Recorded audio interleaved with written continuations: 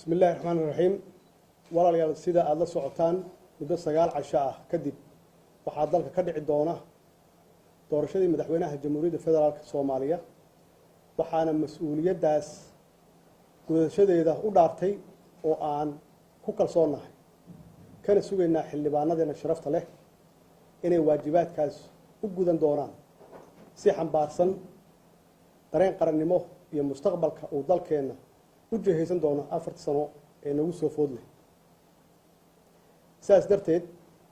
waxaan ka codsanayaa xildhibaanada qaranka inay si qoto dheer uga fakaraan cidda ay ku aaminayaan masiirka ummadda Soomaaliyeed dhanka kale waxaan fursadan uga faa'iideysanayaa inaan ugu baaqo kana codsado madaxda dawlad goboleedyada inay dhexdhexaad ka noqdaan doorashada madaxtinimo ee nagu soo food leh ayna xoogga saaraan wax ka qabashada dhibaatooyinka maamuleed iyo nololeed ee ka jira deegaanadaas qaarkood waxaa nasiib darro ah inay qaar ka mid ah madaxda dawlad goboleedyadu ay isku dayayaan inay shacabka Soomaaliyeed ku qasbaan hogaamiye ku fashilmay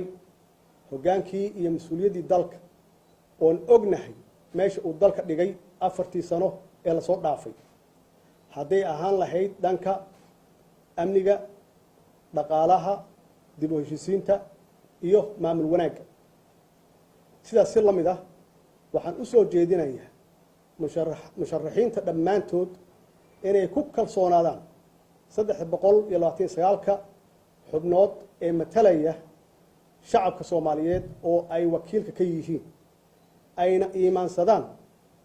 dalkooda iyo dadkooda halkii ay taageero ka raadin lahaayeen dalal shisheeye waad mahadsantihiin wabillahi tawfiiq